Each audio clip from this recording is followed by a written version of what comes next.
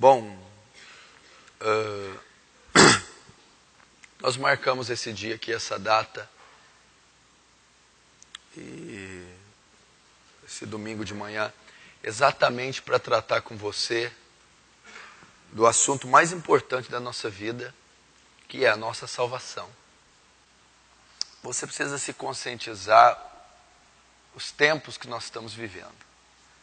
Nós estamos vivendo dias muito estranhos. A palavra do Senhor diz que Jesus vai voltar outra vez. Então nós estamos vivendo já o início disso, do julgamento de Deus sobre essa terra. Jesus disse que ele voltaria. E quando ele voltasse, ia haver julgamentos, ia haver a consumação desse século. Você vai jogar videogame, mexer no Facebook, vai continuar bebendo cerveja, fumando cigarro, maltratando a esposa, mentindo, fornicando. Está correndo, está pondo em jogo a eternidade. Então, se eu sei que esses juízos estão vindo, que o fim se aproxima, que o tsunami da ira de Deus está vindo, que o julgamento de Deus está vindo, está próximo e está evidente, eu então vou tratar com a minha alma, vou tratar com a minha salvação, com a minha eternidade. Então ele diz: louco, amanhã pedirão a tua alma, o que tens preparado? E para quem será? Ou seja, se Jesus voltar, como está a tua vida? Se você morrer, como está a tua vida? Amós diz assim: prepara-te, ó Israel, para encontrar com teu Deus. Você tem que se preparar para encontrar com o Senhor. Porque você pode morrer. Jesus pode voltar. O arrebatamento, a segunda vinda de Jesus, que para alguns são fatos distintos, outros são fatos simultâneos. Ela pode ocorrer a qualquer momento. Todas as profecias acerca do fim já se cumpriram. Só falta uma: a ascensão do anticristo. Então você precisa tratar disso. Então, se você está na igreja e não é batizado ainda, eu te pergunto, não é batizado por quê? O batismo é uma consequência da minha profissão de fé. Se eu creio, se eu recebo a Jesus, logo eu vou evidenciar isso me batizando. O batismo é a iniciação, é o compromisso que eu firmo com a fé, com Cristo. E o batismo é uma ordem, é um mandamento. Quem crer e for batizado será salvo. Quem não crer será condenado. Então o batismo é uma ordem, é um mandamento. Aquele que crê, aquele que vai iniciar o processo de salvação, ele necessita confirmar esse processo com o batismo. Agora, só se pode se batizar uma pessoa que tem certeza que crê. Uma pessoa que tem certeza que é salva. Então, se você tem estado aqui e não tem se interessado pelo batismo, ou não tem se decidido quanto ao batismo, é porque você não tem se decidido quanto à sua salvação. É porque você não tem certeza da sua salvação, ou porque você não se julga preparado para se batizar. É até um conceito certo. Você está agindo de maneira certa. Você não deve se batizar se você não está preparado, se você não crê de verdade. Então você não deve se batizar de modo precipitado. Agora, você também não deve deixar de se batizar porque não crê. Ou seja, você deve procurar então estar preparado. É correto não me batizar sem eu estar preparado. É correto. Eu não creio, eu não mudei, eu não estou pronto. Então não se batize. Perfeito. Mas até quando você não vai estar preparado? Até quando você vai ficar fugindo disso? Agora nós vamos entender então o que é a salvação, para você saber se você que está aqui é salvo ou não é. Primeiro eu vou pedir para levantar a mão só quem não é batizado. Quem nunca se batizou depois de adulto, levanta a mão.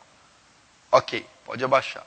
Então mais ou menos 40% de pessoas que estão aqui não são batizadas e 60% já são batizadas, mas têm dúvida. O que nós vamos tratar aqui? Presta muita atenção. Eu não marquei isso aqui para ser uma atividade do domingo de manhã. Por favor, me escute com temor. Se você está aqui, presta atenção. Vou fazer assim, ó. Dá uma olhada para os lados e para trás e para frente. Dá uma olhada. Está vendo esse povo que está aqui? Presta atenção. Olha aqui quanta gente tem aqui. Se eles estão aqui, sabe o que significa? Eu posso deduzir que todo mundo que está aqui não é salvo. Eu vim tratar da sua eternidade. E acorda, Jesus está voltando. Esse ano eu já fiz muitos velórios. Almas que não vão voltar mais. Foram mortas. Amanhã pode ser o seu velório. Que seja um velório que você esteja na eternidade com Cristo. Então trate disso, louco. Amanhã pedirão a tua alma. O que tens preparado? A Bíblia diz assim, que vale o homem ganhar o mundo inteiro e ele perder a sua alma. O que adianta você casar com a mulher dos seus sonhos? O que adianta fazer sexo o dia inteiro, viajar pelo mundo, ter a casa, se você for para o inferno e viver lá o resto da tua vida? O que adianta ter a beleza? O que adianta o diploma? O que adianta se você perder a sua alma? Mateus também diz, o que não dará o homem em favor da sua alma? O que não dará o homem pela sua alma? Estamos falando de alma, de salvação. Esse evangelho que você conhece hoje, ele só visa o bem aqui.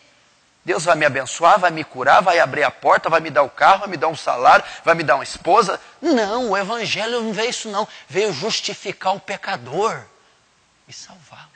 Então se conscientize do seu estado. Se você está aqui, é porque provavelmente você não tem certeza. É que provavelmente você não é salvo. É que provavelmente você pode ir ao inferno. Você já imaginou se for você o que vai para o inferno? Você já imaginou se no final você não conseguir, se a salvação não te alcançar, e você for um ímpio, e sofrer a punição, o julgamento? Então, por favor, escute o que eu vou dizer. Não vai ser só hoje, não dá tempo para tratar isso só hoje, vai ser pelo menos mais um domingo que vem. E abra seu coração. Encare os fatos e as realidades. Não estamos vivendo numa Disneylândia não, meu filho. Num playground não. Abra os jornais hoje e vê. Vai ver os assassinatos, os abortos, os estupros, os tráficos, os suicídios. Nós estamos vivendo, meu irmão, um caos nessa terra. Só louco para achar que está no Play Center, que está numa Disneylândia. Cuidado, a volta do Filho do Homem será semelhante aos dias de Noé. Comiam e bebiam, compravam e vendiam, casavam-se, davam-se em casamento, como de repente veio o dilúvio e todos levou. O que nós precisamos entender para a salvação? Gênesis 1:26, você entendeu o que é uma pessoa salva? Gênesis 1:26 diz assim. Vamos começar por Gênesis 1:1. No princípio criou Deus os céus e a terra. A terra era, porém, sem forma e vazia. O Espírito de Deus se movia sobre a face das águas. Então disse Deus, haja luz. É a Gênesis da criação.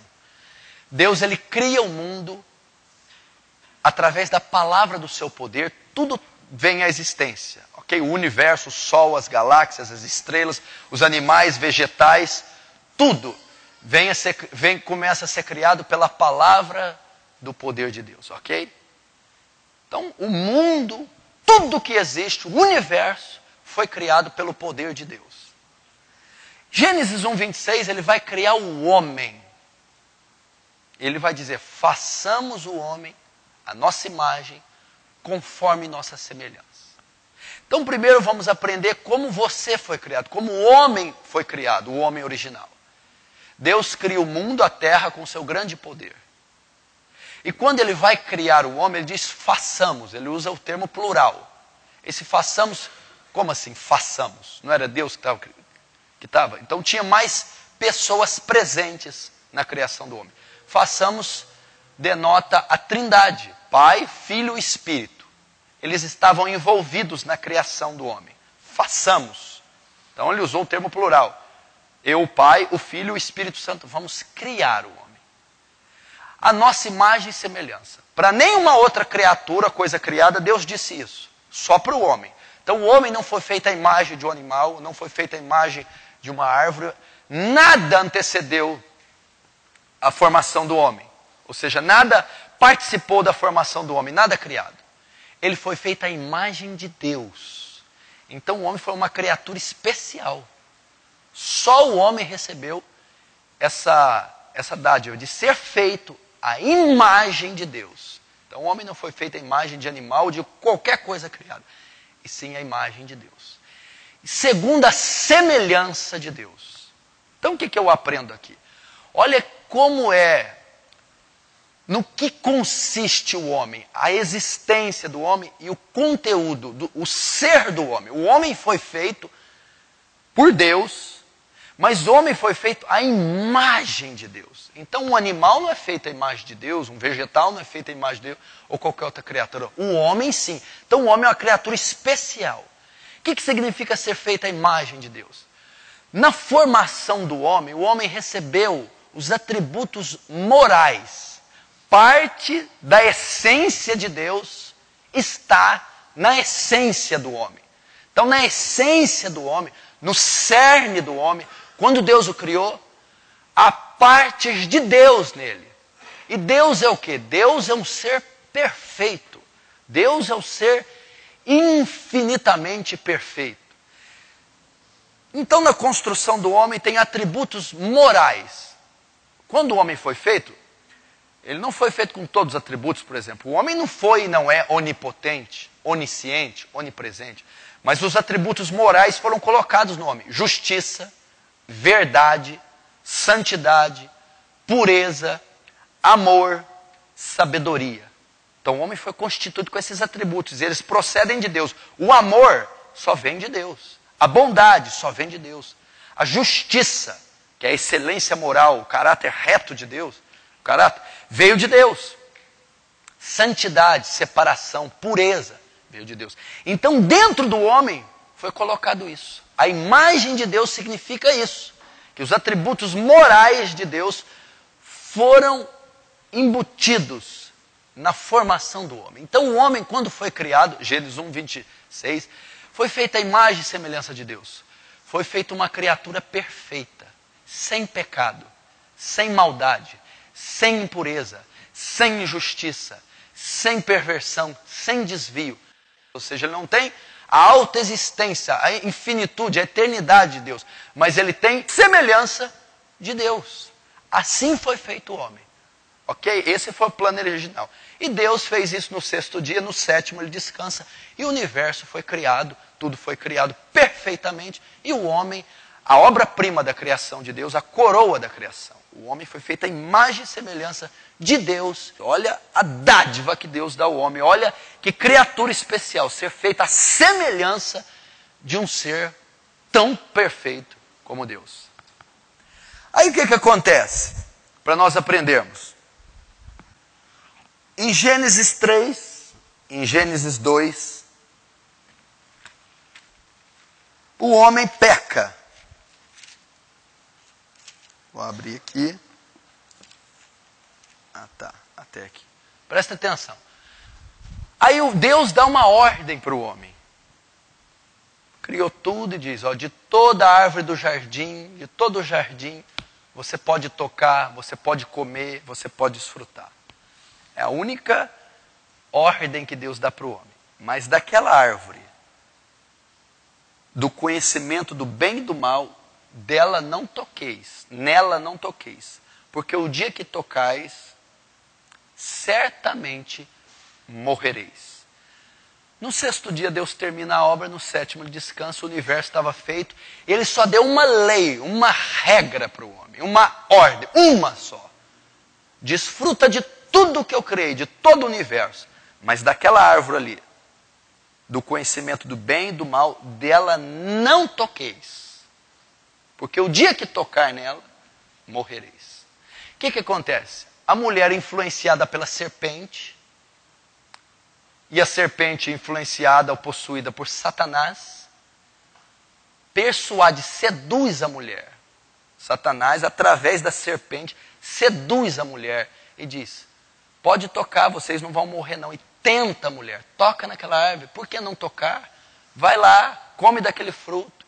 A mulher então é persuadida e cede à tentação da serpente e toca no fruto, na árvore, e come. E ela dá ao marido, Adão, e esse também come. Então os dois desobedecem a Deus, não confiam em Deus, quebram a única lei que existia no Éden, a única ordem de Deus, tocando na árvore. E quando o homem faz isso, Adão e Eva, que eram perfeitos, quando eles fazem isso, eles desobedecem, eles transgridem a lei de Deus, eles quebram o pacto com Deus, eles desobedecem a Deus pecando. Ali inicia o primeiro pecado, o pecado original na humanidade. O homem transgride, o homem peca. Um único pecado. E quando o homem peca, esse foi o pecado original, o primeiro pecado dos nossos pais, dos patriarcas, de Adão e Eva. Eles pecam. E pecado significa contrariar o caráter de Deus. Isso é pecado. Tudo que você faz que é contrário ao caráter de Deus, a vontade de Deus, a justiça de Deus, é pecado. Tudo que nós fazemos que é contra a natureza de Deus, como que é a natureza de Deus? Ela é santa, ela é justa, ela é perfeita. E tudo que nós fazemos que é contrário a essa natureza, se define pecado. Então o homem ele pecou contra algo que era da natureza de Deus. A justiça, a verdade, Deus ordenou, não faça. E o homem fez. Desobedeceu uma ordem. Desobedeceu a justiça de Deus. E ele pecou. Quando o homem peca, o pecado entra na criação. O homem transgride. Ele ofende a natureza de Deus. Ele ofende a justiça de Deus. Ele ofende a santidade. Ele ofende o caráter de Deus, que é santo. Um único pecado. E essa ofensa gera consequências. A maldição cai sobre o homem. Cai sobre a terra. Se você estudar o capítulo 3 de Gênesis, vai dizer: maldita será a terra por sua casa. Então a criação recebeu o efeito daquele pecado. Aí a mulher, com dores de parto, dará a sua luz. A mulher recebeu o efeito daquele pecado, a maldição. O homem, do suor do teu rosto comerás, recebeu o efeito. Então toda a criação, todo o universo recebeu as consequências, sofreu as consequências daquele pecado. O pecado foi como um vírus que se instalou na criação e começou a corromper tudo que era perfeito. Aquela desobediência. Tamanho é a moral de Deus, a santidade e a justiça, que Deus não pode tolerar um pecado só. Foi apenas um pecado. E aquele único pecado foi suficiente para corromper toda a criação. Todo o universo foi afetado pelo pecado. O maior afetado, a maior vítima do pecado foi o próprio autor, o homem. O homem então começa a sofrer as consequências do pecado. Ele se corrompe, ele se torna mau, ele se torna maligno, perverso, mentiroso, fornicário, assassino, vil, idólatra, abominável, desprezível, vulgar, ignorante, intolerante, violento, maldito. Ele passa a morrer. O homem até então era imortal. Deus disse que o dia que comerdes, certamente morrereis. O homem passou a morrer fisicamente, espiritualmente e moralmente. O homem passou a ser um ser mortal. E o pecado entrou. Então vamos entender, para você entender o que é o pecado. Para você entender o que é a salvação. O homem, presta atenção, ele foi criado à imagem de Deus. Você já imaginou o nível que era o homem antes do pecado? Nós não temos ideia o que era. Ele foi feito à imagem de Deus. E com o pecado essa imagem se perdeu. O homem tinha amor, o homem tinha bondade, o homem era puro, o homem era perfeito. O pecado transformou o homem num monstro, ele degradou, ele corrompeu, foi um câncer. O homem chegava a ponto de ser um animal, capaz de fazer coisas que não temos ideia. Por exemplo, como Adolf Hitler foi responsável pelo assassinato de 6 milhões de judeus. Desencadeou uma guerra que matou 50 milhões de pessoas. Um dos homens, das criaturas mais perversas que já pisou nessa terra. Foi isso que o pecado fez com ele, e faz conosco, e fez com o homem. Todos os homens podem ser Hitlers. Eles talvez não façam as atitudes de Hitler, não matem 6 milhões, não são tão perversos em obras, mas aquele desejo está no coração de todos os homens. Então todos no coração são Hitlers. Todos são capazes de coisas semelhantes a de Hitler, porque o pecado tirou o homem de um estágio da semelhança de Deus e fez ele um ser dos mais perversos, corruptos que existe. Vamos, para você ter uma ideia, o que o pecado fez na vida do homem. Abra comigo em Romanos capítulo 1. Deixa aberto aí e olhe para cá. Presta atenção. Então veja só. Olhe, para você entender o que é a salvação. Se você não entender isso aqui, você não vai entender. Presta atenção. Então ele fez o universo perfeito, ele faz o homem. E olha para fazer o homem e diz, façamos. A Trindade participou da formação do homem. Como? A nossa imagem, segundo nossa semelhança. Olha a qualidade que ele deu para o homem, olha a dádiva. Foi feito com atributos de Deus. Vê se tem cabimento. Um tigre não tem atributo de Deus, um golfinho, por mais lindo que seja. O homem tem a essência de Deus. E Deus, e na essência de Deus tem algo ruim? Pureza, moralidade, justiça, amor, santidade. Com o pecado, olha o que o homem se tornou. Olha o que o pecado fez com o homem. Porque o pecado entrou em Adão. E de Adão passou para todos os outros homens. Todos os homens herdaram. É um pecado hereditário que foi transferido de Adão e todos herdaram o pecado original de Adão e as suas consequências. Vamos ver Romanos 1, o que aconteceu. A ira de Deus, verso 18. A ira de Deus se revela do céu contra toda impiedade e perversão dos homens, que detêm a verdade pela injustiça. Porquanto o que de Deus pode se conhecer é manifesto entre eles, porque Deus lhe manifestou. Agora, versículo 21. Porquanto, tendo conhecimento de Deus, está falando do pecador aqui, não glorificaram como Deus, nem lhe deram graças. Antes, se tornaram nulos nos seus próprios raciocínios, obscurecendo-lhes o coração insensato. Inculcando-se por sábios, tornaram-se loucos. E mudaram a glória do Deus incorruptível, em semelhança de imagem de homem corruptível, bem como aves, quadrúpedes e répteis. Por isso Deus entregou tais homens, está falando do ímpio, à imundície, pela concupiscência do seu próprio coração, para desonrarem o seu corpo entre si. Pois eles mudaram a verdade de Deus em mentira, adorando e servindo a criatura em lugar do Criador, o qual é bendito eternamente. Amém.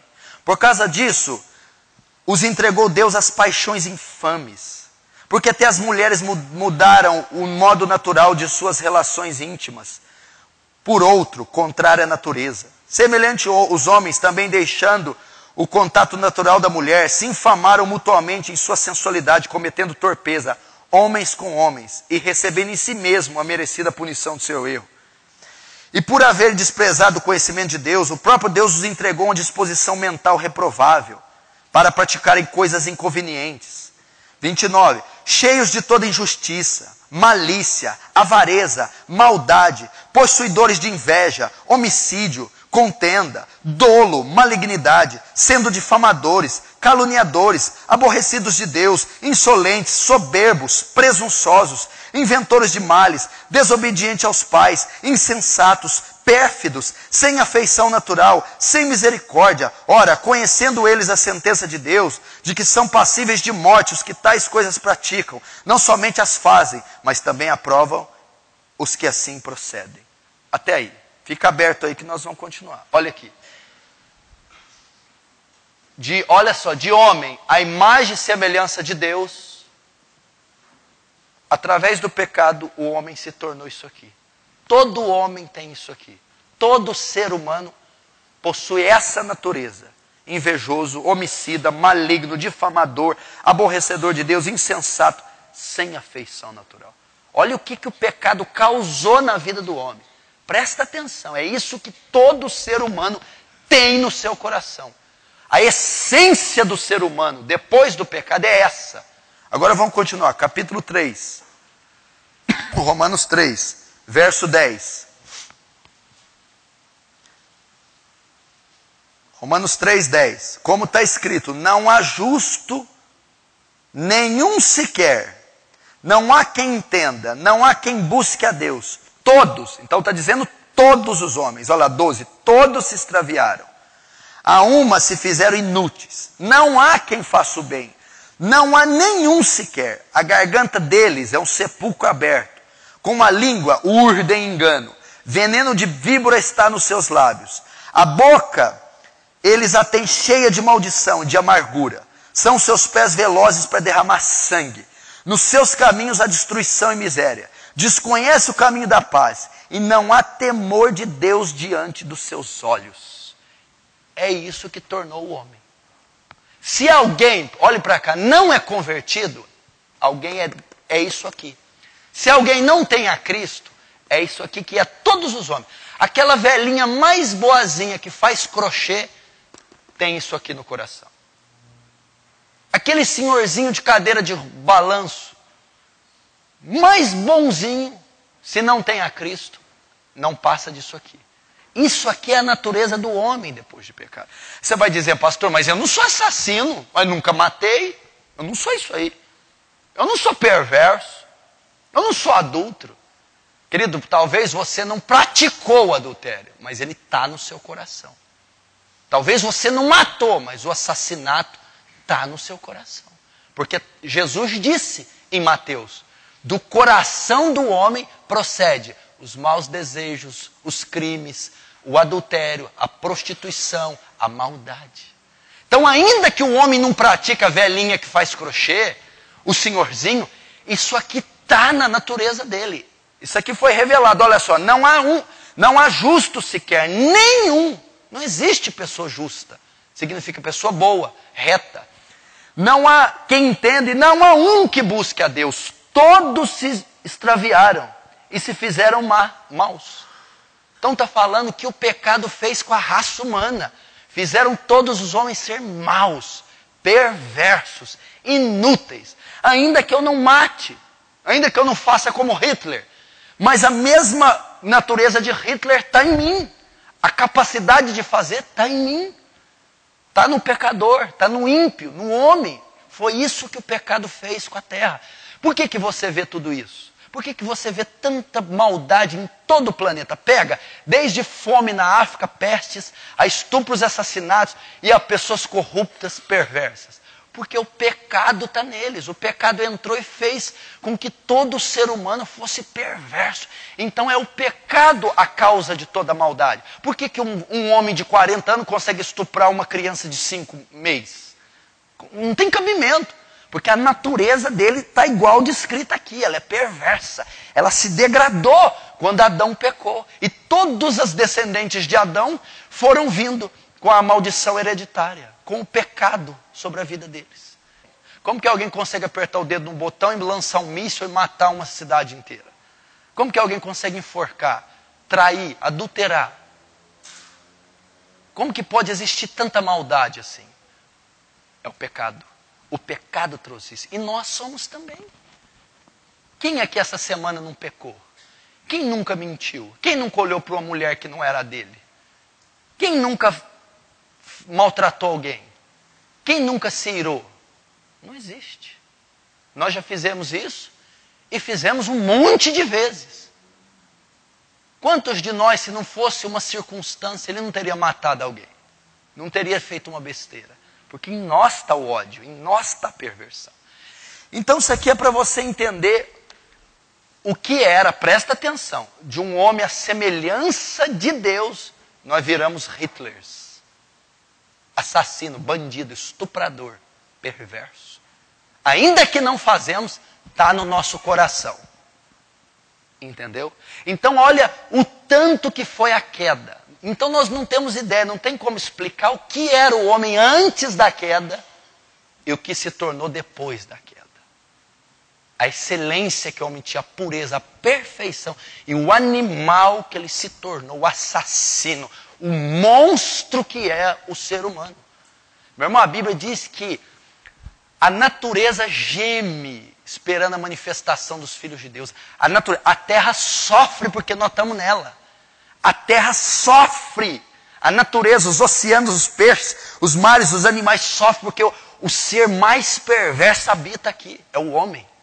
Você já viu água fazer mal para alguém? Você já viu baleia fazer mal para alguém? Você já viu pardal fazer mal? O mal da terra não é por causa do peixe, não, do macaco, da girafa. É por causa do homem. Ele é perverso. Ele está contaminando essa terra. Ele é asqueroso, ele é monstruoso. Não existe pessoa boazinha. Cada pecador dentro dele tem uma natureza perversa, assassina, maligna, maldita. Da pior espécie. É o que eu li. Assim é o homem.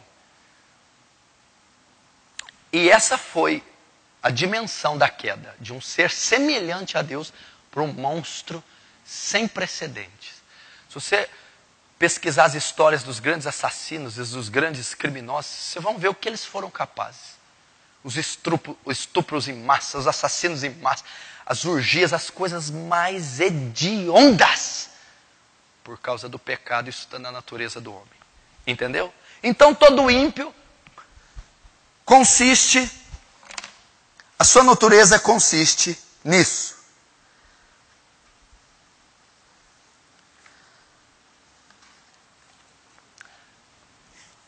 Você vai ver onde eu quero chegar. Então todo ímpio tem isso na sua natureza. Aí o que o pecado faz? O pecado original dentro do homem leva a fazer. Leva ele a cometer pecados. Existe pecado e pecados. Pecado é o pecado que está no cerne do homem, original. A raiz do homem é pecaminosa, que o leva a cometer pecados. Agora, quais as consequências desse pecado? Presta atenção. Eu vou chegar onde você está esperando. Só que esse pecado trouxe consequência. E o pecado traz consequências. A Bíblia diz que Deus, a Bíblia revela que tem vários atributos. Atributos são qualidades, características que Deus atribui para si. Características de Deus. Um dos atributos de Deus é a justiça de Deus. Deus é absolutamente justo. Fala da excelência moral do caráter de Deus. Deus é um juiz que faz valer a justiça, a verdade e a retidão. Então a justiça de Deus demanda, ordena, obriga com que Deus condene o pecado. É fácil de entender. Um juiz justo não pode soltar bandido, né? Tem um juiz em Franca. Se ele é justo, o criminoso foi pego e confessou o crime, a justiça daquele juiz ordena que ele condene o assassino. Se o juiz for injusto, ele não pode soltar. A mesma coisa. A justiça de Deus não pode permitir que ele deixe pecadores livres. Mentiu, matou, roubou, deixa. Deus seria injusto. Se Deus é justo, ele tem que punir os pecados. Entendeu? Ele tem que condenar. Ele não pode deixar solto bandido, se ele for justo. Se for injusto, ele deixa, me dá uma propina aí e solta. Não. Deus é absolutamente justo. Então a justiça demanda que ele condene o pecado. Então, por causa da justiça de Deus, o pecado de Adão e todos que vieram com ele passaram a estar debaixo do juízo de Deus, a serem condenados por Deus, a serem julgados por Deus. E qual o preço? Romanos 6:23. O salário do pecado é a morte. O salário, o prêmio, a retribuição para quem peca, vive no pecado, é a morte. E ali está falando de morte eterna. A condenação ao inferno. Então, toda a raça humana que veio de Adão, por causa do pecado de Adão, que o homem herdou e posteriormente passou a pecar, esse homem passou a estar debaixo de juízo. Então todo ímpio, todo aquele que não tem a Jesus, todo aquele que não se converteu, todo aquele que não nasceu de novo, por causa dos seus pecados, ele está debaixo da ira e do juízo de Deus. Ele será condenado, porque a justiça de Deus ordena que Deus condene essas pessoas, porque elas são culpadas, elas pecam desde a sua infância. E por causa dos seus pecados, as suas injustiças, os seus crimes contra a lei de Deus, contra a vontade de Deus e contra o caráter de Deus, elas serão condenadas. Então, a Bíblia diz em Romanos 1,18, do céu se revela a ira de Deus contra toda a impiedade do homem. Então, do céu se revela a justiça de Deus, a ira. Então, todos pecaram, destituídos da glória de Deus estão, e o salário do pecado é a morte. Então, há uma consequência. A terra está debaixo de julgamento. E se você está aqui sem a Jesus, se você não se converteu por causa dos seus pecados, a justiça de Deus demanda que Ele te condene, que Ele te lance no inferno. E se Deus lançar todos vocês no inferno, Ele não deixa de ser justo. Porque é justo Ele mandar você para o inferno. Se Ele não te mandar, aí Ele é um Deus injusto. Aí Ele é um juiz que não vale nada. Porque Ele deixou bandido fora do céu, fora do inferno. Entendeu? A justiça demanda que Ele puna todos os que não estão em Cristo, os que não converteram, os que não são salvos, serão condenados ao lago de fogo. Aí você diz assim, pastor, mas como é que Deus pode fazer isso? Deus é bom, Deus é amor. Ainda bem que Deus é bom, né? Ninguém ia querer um Deus mau, você ia querer um Deus mau. É por isso, é exatamente por causa de Deus ser bom, que o pecador tem que ter medo de Deus. Porque um Deus bom odeia o que é mau. Se fosse um Deus ruim, deixava passar o ruim. Pode continuar fazendo coisa errada. Mas um Deus bom não tolera o que é mau. E o pecador é mau. Então um Deus bom tem que punir pecadores maus. Um pai que ama. O pai que ama, vê o filho mexer nas drogas. Ele vai lá e corrige o filho, pune o filho. Porque ele ama o filho. Um pai que não ama. Meu filho está usando droga. Deixa usar. Isso é bobagem. Então, o amor não significa, o amor de Deus não é injusto. O amor de Deus é justo. Porque Ele ama, Ele pune. Por exemplo, quem ama bebês aqui? Quem ama crianças? Levanta a mão. Então você odeia aborto. Não odeia? Você odeia aborto. Você odeia estupro. Então um Deus que ama o que é bom, odeia o que é mal. Então Ele tem que punir. Então, a terra toda passa a estar debaixo de julgamento. E o pecador não tem a menor chance, por causa dos atos abomináveis dele, ele tem que ser punido. E ele sofrerá, a Bíblia diz que ele sofrerá a justiça de Deus. E ele será lançado no inferno pelos séculos dos séculos. Pelas mentiras, fornicações, bebedeiras, cigarro, prostituição, maldade, rancor, ressentimento, vingança. Tudo que está dentro do ser dele, que é perverso, que ele herdou de Adão, ele será punido por causa disso, pelos séculos dos séculos no inferno. Então todo o ímpio não escapará. Todo homem que não tem a Deus, que não tem a Jesus, será confrontado pela justiça de Deus e será condenado. Por quê? Porque da imagem de Deus se tornou a criatura mais perversa. Agora, para você entender, eu vou encerrar e vou te liberar.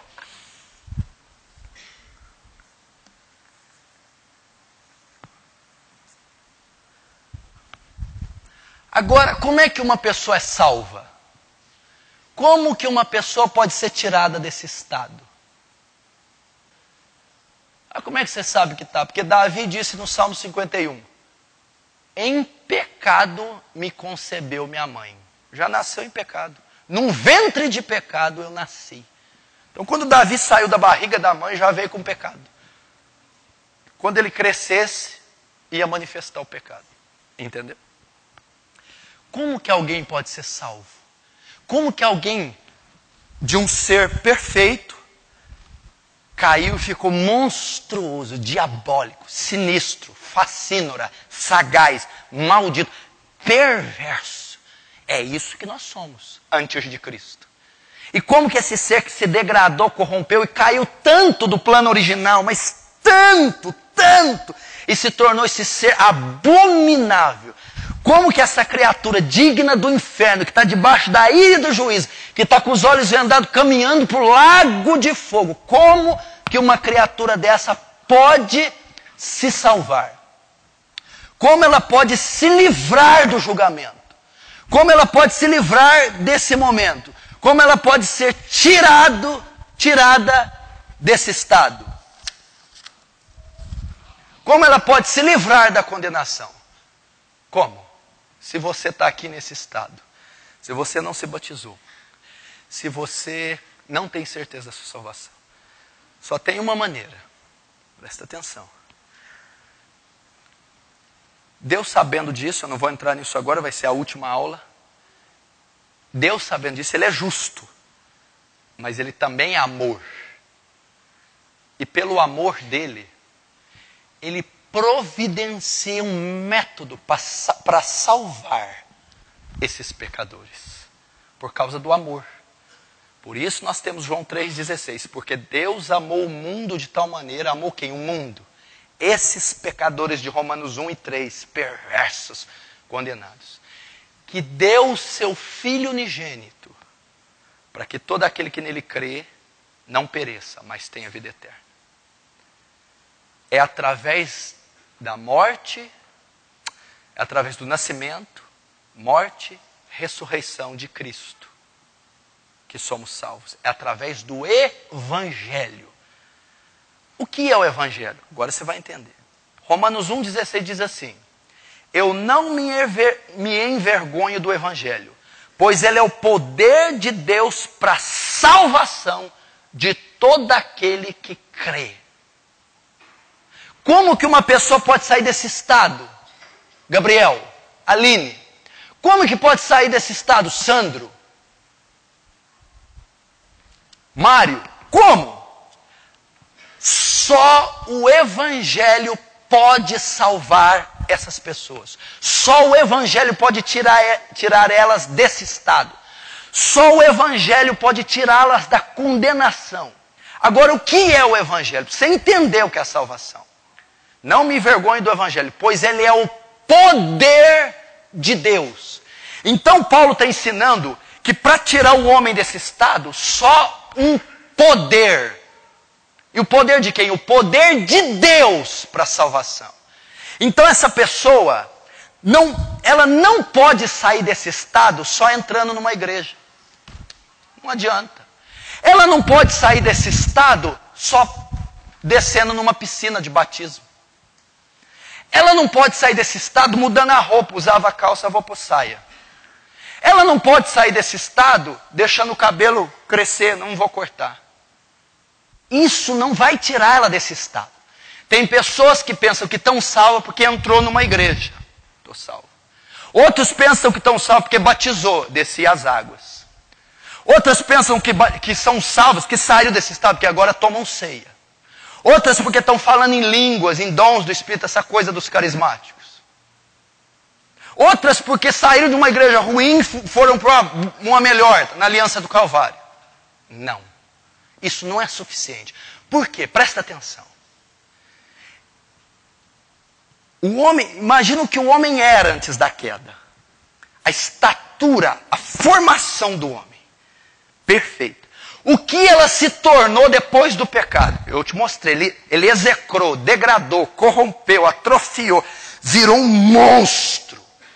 Então condição para ele voltar para aquele estado, lembra? Aquele estado, para ele ser salvo da condenação, para ele se livrar daquele estado, é necessário um poder sobrenatural vir sobre ele. É necessário um poder, porque ele desceu, ele se degradou de tal forma que uma água de piscina não pode mudar ele.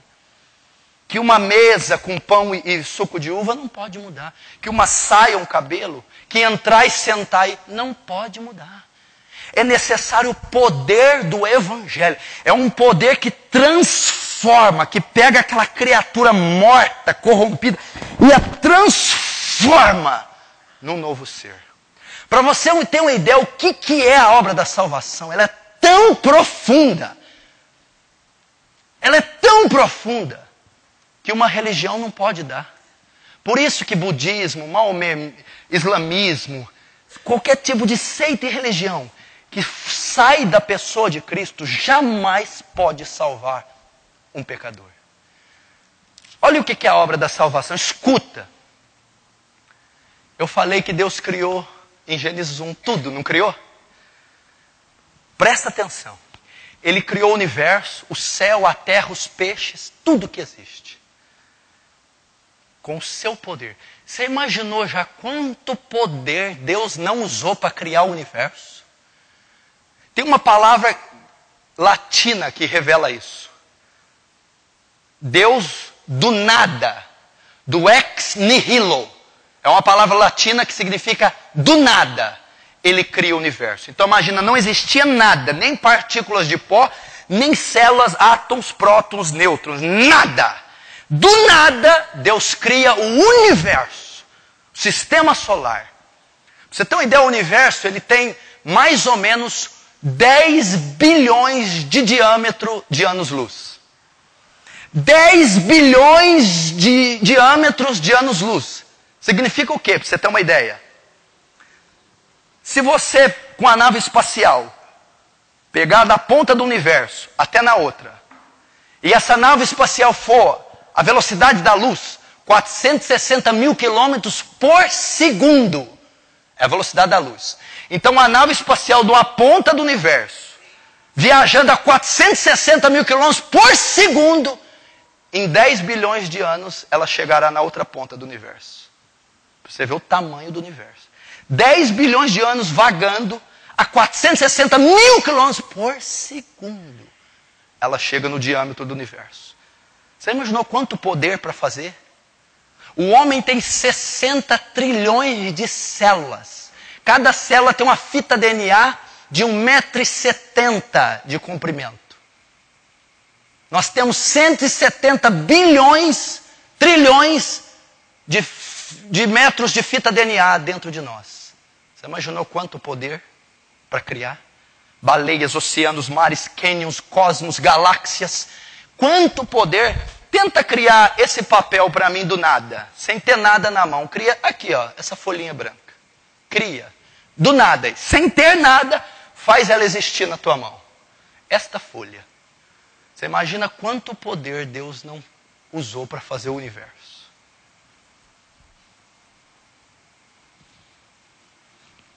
Agora, para salvar um homem que estava naquele estado de perfeição e desceu para esse estado de corrupção, presta atenção, para salvar um homem que estava nesse estado e corrompeu-se, o poder que ele usa para salvar é maior que o poder que ele usou para criar.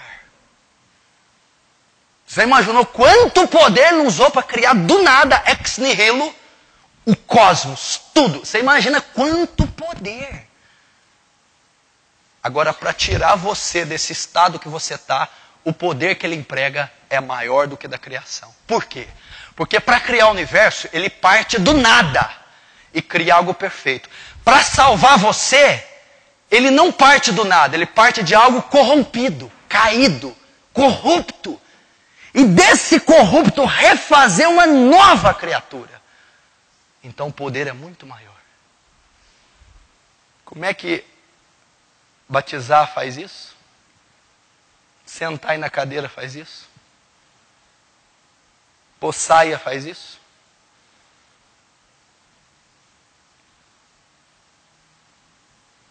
É só assim que alguém é salvo. E quem opera esse poder? O Espírito Santo. Como é que o budismo vai salvar alguém? O budismo nem crê no Espírito Santo. Como é que o kardecismo, o catolicismo, como? Só muda a roupa, muda os costumes. Aí o que acontece? Se você, desde que veio para Jesus, para a igreja, sei lá o quê, esse poder não te alcançou, o poder do Evangelho não penetrou nas suas entranhas, não transformou você, você não é salvo.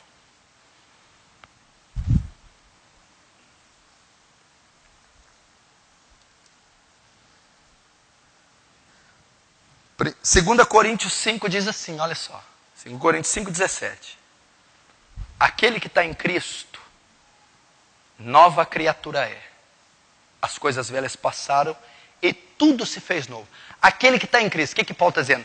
Aquele que está em Cristo, aquele que é verdadeiramente salvo, aquele que é verdadeiramente convertido, como ele é? Ele é uma nova criatura. Então presta atenção, como que eu tenho certeza da minha salvação? É porque eu estou vindo na igreja? Não. É porque eu estou usando saia? Não. É porque eu batizei? Não. É porque eu parei de fumar? Não. É porque eu me tornei uma nova criatura. Eu posso pôr uma saia e não ser uma nova criatura. Eu posso parar de fumar, porque tem um monte de grupo de apoio que ensina isso, e não ser uma nova criatura. Eu posso parar de matar e não ser uma nova criatura. Aquele que é salvo, nova criatura, significa que ele foi recriado. Ele era uma velha criatura, aquele corrupto. Quando o poder do Evangelho vem sobre ele, ele morre e é refeito. É uma nova criatura. É uma nova pessoa. É um novo ser.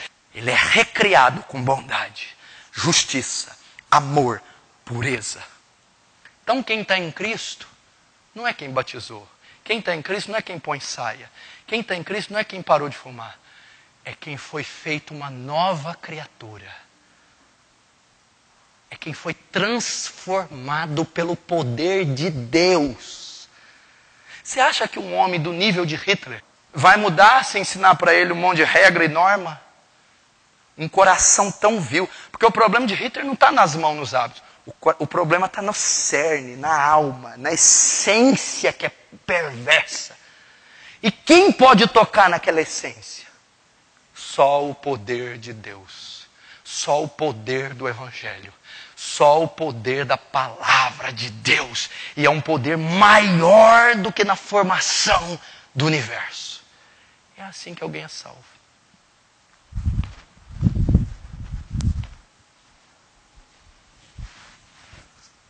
Você está entendendo? Então o que acontece? Você está nessa vida. Você é ímpio, igual esse cara que eu falei.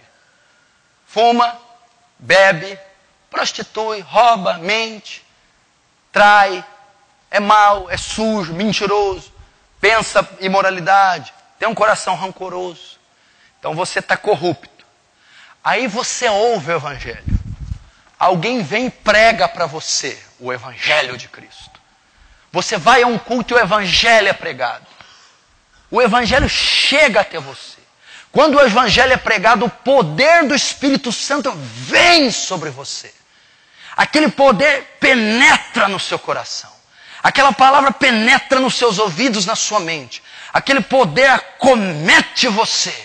E quando aquele poder acomete você, a primeira evidência, arrependimento.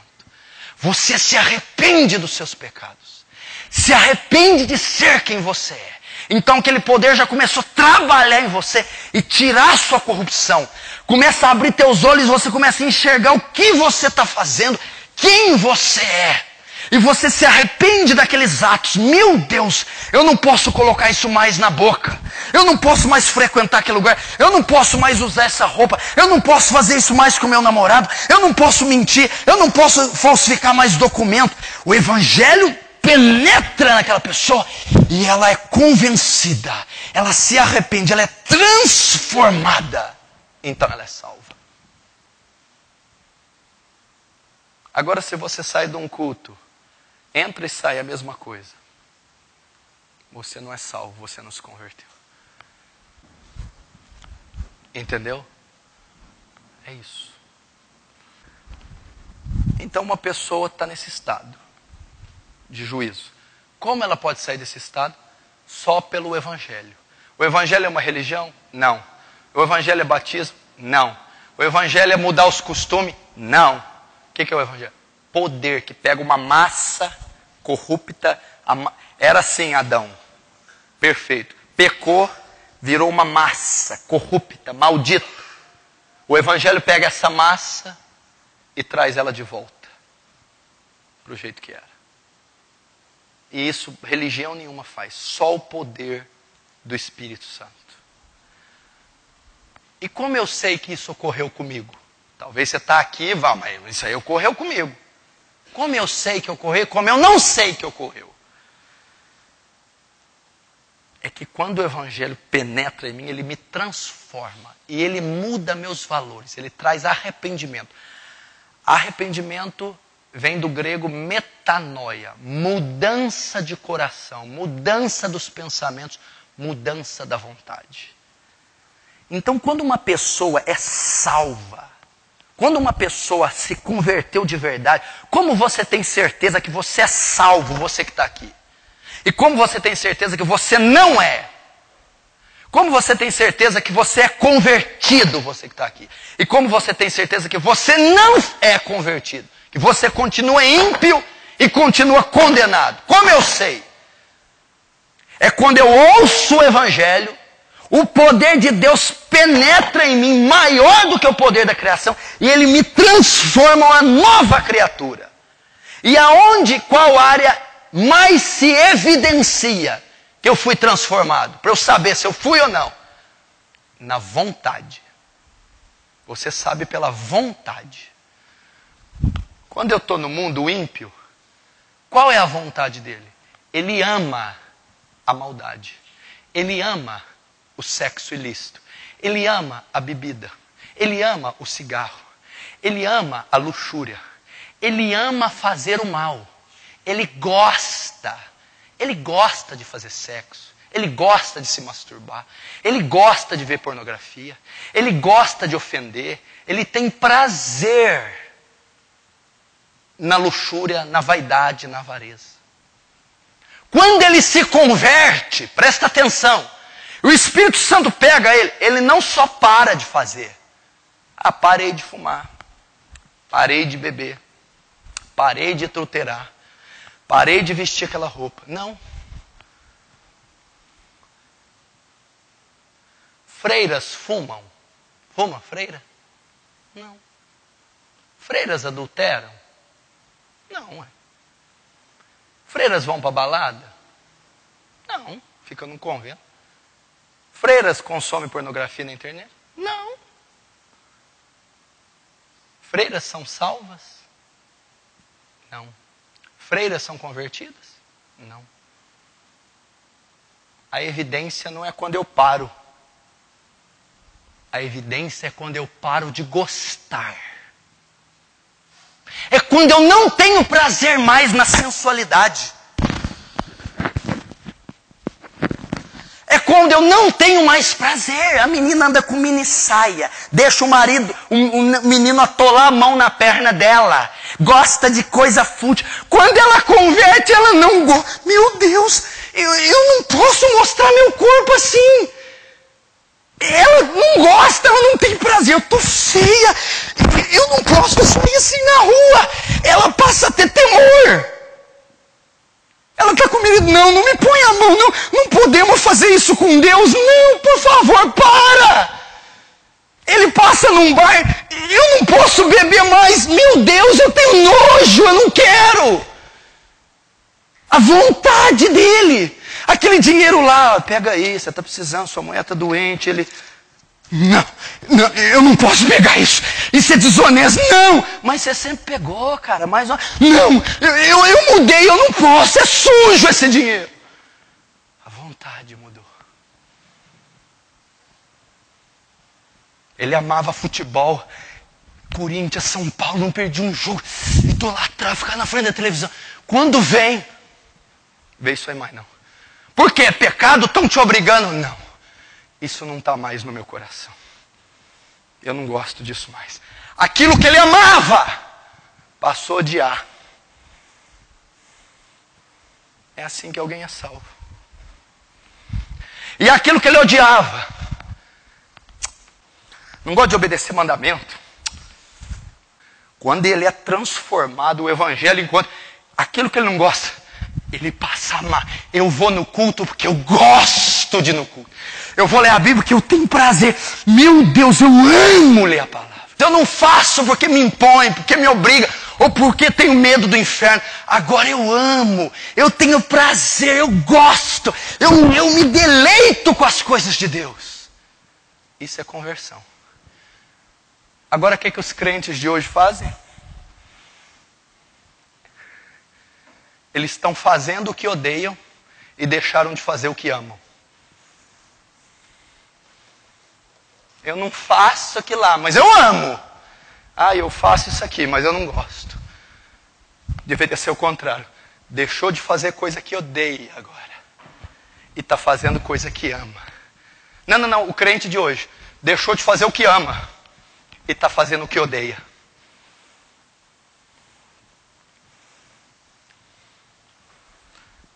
É assim que evidencia se você é salvo ou não.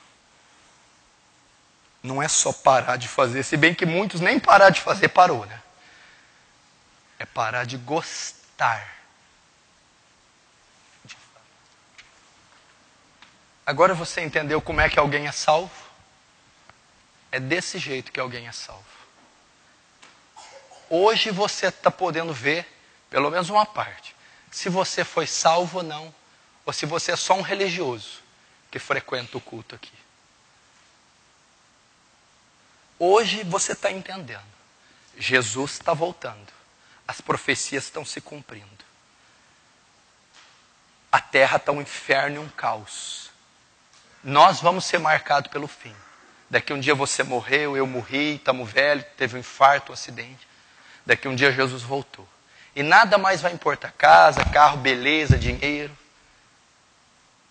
Então ele vai julgar. E alguns ele vai separar de sua direita como ovelhas e à esquerda como bode. E as ovelhas dirão, vinde bendita do meu Pai, para o descanso eterno. E aos bodes dirão, vá para o inferno que é preparado para o diabo e os seus anjos. E só vai estar na direita o que for salvo, o que nasceu de novo, foi transformado pelo Evangelho, foi feito uma nova criatura em Cristo. Então hoje você vai fazer uma análise essa semana. Você vai fazer essa semana. Você vai guardar essa palavra. Você é salvo. Você foi transformado. Então a salvação não é uma coisa simples, é uma obra profunda. Você viu? É um homem que caiu em tal nível que para ele voltar ele precisa de poder. E só o Evangelho tem esse poder. E a religião, o pastor, gente nenhum tem. E onde evidencia? Na minha vontade. Eu passo a andar em santidade. Eu passo a odiar novela, coisa pornográfica, imoral. Eu passo a odiar luxúria. Eu passo de mentiroso falar a verdade. De odiar minha esposa, amar e respeitar. De ser um filho rebelde, um filho obediente. Passo a me vestir com pudor. Começo a produzir frutos. Frutos. O que a Bíblia diz em Mateus 7? Pelos frutos conhece-se a árvore. Você fala que é crente? Não é pela sua palavra que eu conheço que você é crente. É pelo seu fruto. Alguém que nasceu de novo muda o fruto. Alguém que nasceu um marido melhor, um profissional melhor, um aluno melhor. Para de mentir, é honesto, é santo, é justo. Guarda os olhos. Então você está demonstrando na sua vida frutos, mudança, transformação real, palpável. Não, então você não é salvo. Você é um religioso. Se você é salvo, não importa se alguém está te vendo ou não, você produz fruto de salvo. Fruto de salvo. Semana que vem, nós vamos mostrar que frutos são esses. E eu vou ensinar. Tá bom, eu não sou salvo, o senhor acertou. Mas como que eu faço para ser? Aí eu vou ensinar como fazemos, como alcançamos a salvação. Perdoado da ira de Deus, do julgamento de Deus, dos seus pecados. Eu vou tratar isso. Por favor, não falte semana que vem. Eu quero ser transformado, igual o senhor falou. Eu quero ser feito uma nova criatura. Como que eu faço? Eu vou falar. Amém? Vamos ficar de pé.